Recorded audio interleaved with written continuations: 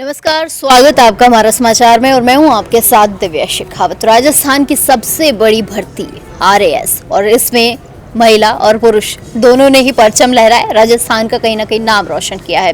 काफ़ी सारे अभ्यर्थियों से मैंने बात की, उनसे मिली, सभी ने जो अपनी अपनी जर्नी शेयर की। लेकिन अब मेरे साथ जो टर्न आ गया है वो जो है पुरुष के रूप में ही है और इनकी बहुत खूबसूरत जर्नी है। उस जर्नी को जानेंगे, इनकी रैंक को जानेंगे, कितनी मेहनत इस भर्ती के पीछे की है, क्योंकि सबसे बड़ी भर्ती है और हर किसी को जो भाई आरएएस बनना होता है, लेकिन कुछ के सपने जो पूरे हो जाते हैं, कुछ के नहीं होते, लेकिन मेहनत करते रहिए।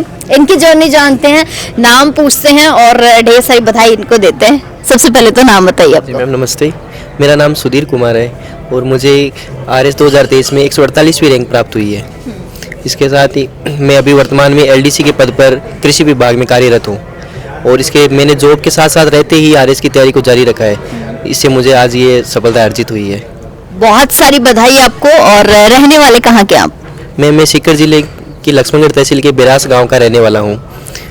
वहीं से सीकर वाले बच्चे तो वैसे भी इंटेलिजेंट होते हैं। हाँ मैम, थोड़ा सा होते हैं कि वहाँ पर शिक्षा का माहौल बहुत अच्छा है और सीकर वैसे भी शिक्षा नगरी के रूप में विख्यात है, तो इस हिसाब से वहाँ की महिलाएं, लड़के लड़कियाँ सभी इंटेलिजेंट होते हैं और मैंने देखा है कि सभी एग्जाम्स में वो अपना बेस्ट देते हैं और उस एरिया से बहुत ज़्यादा लोग सेलेक्ट होते हैं। हाँ, नहीं मुझे पता, सीकर वाले बच्चे बहुत, काश मैं भी सीकर से होती तो मैं भी कुछ बन जाती। क्या है, छोड़िए, तो मजाक का विषय। मुझे एक बात बताइए सुधीर जी कि ये जर्नी कितनी टफ रही है। एक नौकरी आप ऑलरेडी कर रहे हैं और उसके साथ साथ पढ़ाई करना बहुत टफ हो जाता है। हमसे तो यहाँ होती ही नहीं है, मुझसे तो कॉलेज की नहीं हो रही। हाँ मैम, सभी चीज़ों को मैनेज करना बहुत मुश्किल होता है, ये तो मैं भी मानता हूँ, लेकिन अगर आपको कोई अच्छा गाइडेंस करने वाला मिल जाए तो उससे आपकी जर्नी बहुत ही ईजी हो जाती है। जैसे मुझे राहुल यादव सर मिले, तो इनके द्वारा जो मुझे गाइड किया गया, इन्होंने मुझे जो सपोर्ट किया, उसकी वजह से मेरी जर्नी इतनी स्मूथ हो गई कि ये मानो कि मुझे पता नहीं चला कि मैं आज इस सफलता को मैंने अर्जित कर लिया है। तो राहुल सर का बार बार जिक्र हो रहा है, तो राहुल सर तो पता नहीं क्या बच्चों को घोट घोट के पिला रहे हैं, लेकिन उनको भी ढेर सारी बधाई। मुझे बताइए कि पढ़ाई कितने घंटे करते थे, क्योंकि वैसे तो जॉब करते थे आप, लेकिन जॉब के बावजूद ये कहते हैं, मैंने ये सुना है लोगों से कि 20-20 घंटे पढ़ लेते हो तब भी जो लोगों का सिलेक्शन नहीं हो पाता। आपने कितनी मेहनत की है? नहीं मैम, जैसे मेरी जर्नी से देख के लगता है कि मैंने बहुत ज़्यादा तो पढ़ाई नहीं की हुई, क्योंकि इतना मुझे टाइम भी नहीं मिलता था और मेरी जॉब में मुझे वैसे सैटरडे संडे ऑफ मिलता है, तो उन दिनों में मैं पढ़ाई कर लेता था। इसके अलावा जो ऑफिस टाइम है उसके उसके उसके अंदर तो पढ़ाई नहीं हो सकती, क्योंकि ऑफिस गवर्नमेंट ऑफिस से तो पॉसिबल नहीं है। तो उसके ऑफिस के बाद और मैं ऑफिस जाने से सुबह थोड़ा जल्दी जग जाता, तो ये मान लो मेरी लगभग पर डे 7 से 8 घंटे के लगभग पढ़ाई होती थी और सैटरडे संडे को 10 से 12 घंटे के आसपास मान सकते हैं। लेकिन इसमें मेन रोल मेरे ऑफिस वालों का भी है कि उन्होंने, उनका स्नेह और मेरे पर इतना विश्वास था कि उन्होंने भी मुझे हर स्टेप पर सपोर्ट किया है। तो उसकी वजह से उनकी चाहे दुआ मान लो या उनका विश्वास जो भी है, पर उनको मैं बहुत ही शुक्रिया अदा करना चाहूँगा उन्होंने मुझ पर विश्वास जताया और आज मैंने सफलता प्राप्त की है। उसका मैं श्रेय मेरे ऑफिस वालों के साथ साथ राहुल सर को भी देना चाहता हूँ। सारा श्रेय सब राहुल सर को दे दो। नहीं राहुल सर, आपको बनता है भाई, स्टूडेंट्स आपको दे रहे हैं, इतनी सारी बधाई, आपकी ही मेहनत है। मुझे एक बात बताइए कि पेरेंट्स का कैसा सपोर्ट रहा है? कहते हैं कि घर परिवार का सपोर्ट बहुत इंपॉर्टेंट होता है कुछ बनने के लिए। परिवार ने कितना सपोर्ट किया? मैम देखो, मैं वैसे तो एक किसान परिवार से आता हूँ। मेरे पिताजी किसान है, माताजी गृहिणी है, तो वैसे तो वो एक बच्चे पर रुपए लगा सकते हैं, पढ़ना उनको वो ज़्यादा पढ़े लिखे भी नहीं है, तो वो गाइड भी नहीं कर सकते बहुत ज़्यादा, कि भाई उनको इतना नॉलेज नहीं है। एक तो मुझे बाहर के लोगों से ही गाइडेंस मिला था। मतलब 2016 में मैंने 12th पास की थी, उस टाइम पर हमारे गाँव के चाचा जी हैं, उनके द्वारा मुझे गाइड किया गया था। लेकिन वो बात है कि उन्होंने मेरे घर वालों को समझाया, घर वालों ने उनकी बात मानी और मुझ पर विश्वास करके मुझे आरएएस की तैयारी के लिए उन्होंने बोला कि हाँ बेटा, तू आरएएस की तैयारी कर ले। लेकिन ये कहो जॉब मत छोड़ना। नहीं, जॉब तो मेरी 2021 में ज्वाइन किया था मैंने। अच्छा। तो मुझे अभी लगभग 4 साल हो गए हैं जॉब में।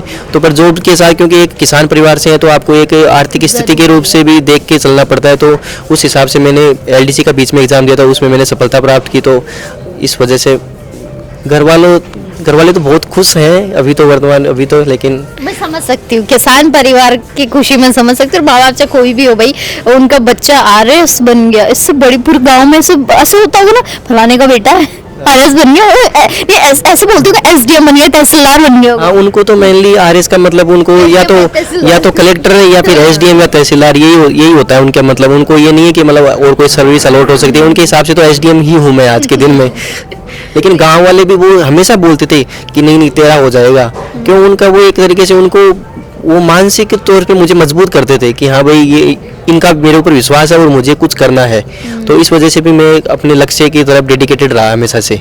मतलब बहुत सीधे बच्चे थे, शरारती तो मुझे पता है। तो वो तो मेरे घर वालों से पूछने पर ही पता चलेगा कि मैं शरारती था या नहीं था, वो तो देखो वही बता पाएंगे। कभी सीकर आना हुआ ना मेरा तो जरूर मैं आपके गाँव आऊंगी, आपके माता पिता से पूछूंगी ये बात। जरूर मैम, जरूर आना आप। जब जैसे रिजल्ट आ रहा था तो धक धक बढ़ रही थी, कैसे डर लग रहा था, और अब क्या होगा, अब क्या होगा, इतने सारे अटेम्प्ट्स, शायद प्री होता है, मेंस होता है, फिर वो इंटरव्यू होता है, तब जाके की कट ऑफ निकलती है, तो कैसा डर था? मैम उस टाइम पर पहले तो ये होता था कि इंटरव्यू के लास्ट दिन रिजल्ट आ जाता था। एक तो उस दिन नहीं आया तो उस दिन पूरी रात को नींद नहीं आई। उसके दूसरे दिन फिर रिजल्ट आया लगभग 8 बजे। तो फिर ऐसे मैं तो ऑफिस से भी उस दिन ऐसे हाफ लीव लेके जल्दी आ गया था कि मेरे से अब ज़्यादा नहीं हो रहा, मैं तो घर पर जाके रेस्ट करूँगा। तो फिर उस टाइम पर मेरे 2-3 दोस्त भी साथ में थे, तो उस वजह से मुझे उस टाइम पर तो इतना ऐसे मैं शिवरिंग करने लग गया था कि हाँ कब आए। तो उस हिसाब से मुझे उस टाइम पर बहुत धक हो रही थी। लेकिन बाद में मैंने जैसे ही रोल नंबर चेक किया, फिर तो मैं ऐसे क्या ही बताऊँ, खुशी से समाये नहीं रहा था। उसके बाद में मैं फीलिंग बता नहीं सकता। किसको फोन किया सबसे पहले तो मतलब मेरे से तो कॉल हुआ ही नहीं। मैंने तो मेरा भतीजा साथ में रहता है, तो उसको मैंने बोला कि तू पापा जी को कॉल कर।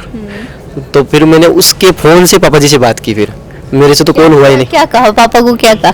पापा जी ने, मैंने बोला कि पापा जी मैं तो आरएस बन गया। तो बोले कौन सी रैंक आई है? तो बोला कि मैंने बताया कि 148वीं रैंक आई है।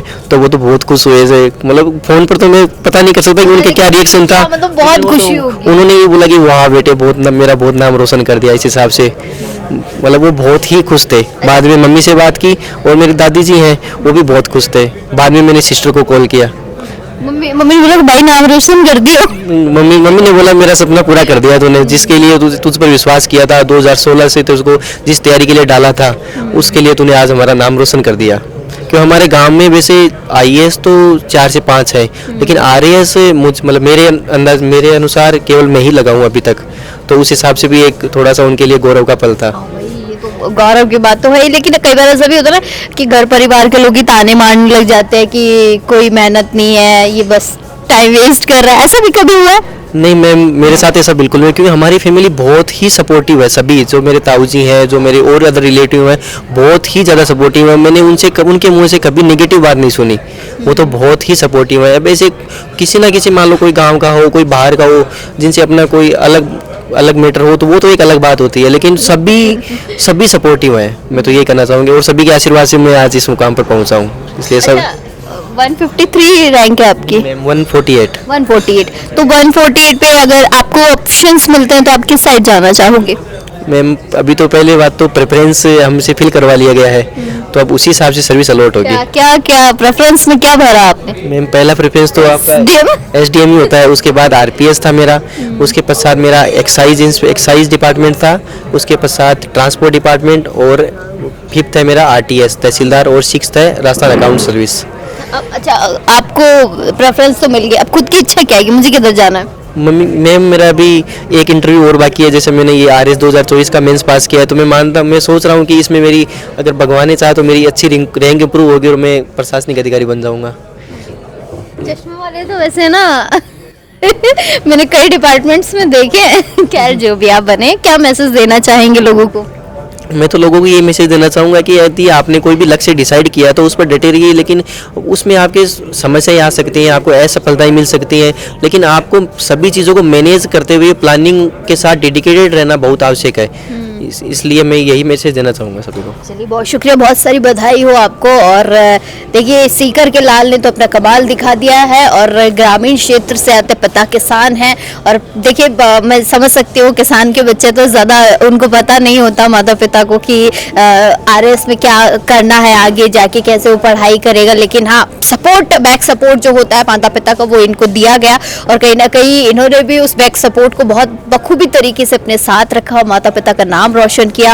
और भी जो लोग देखें, मैं उन्हें भी यही कहूंगी कि मेहनत करते रहिए, सफलता आपके कदम चूमने के लिए खुद आपके पास आ जाएगी।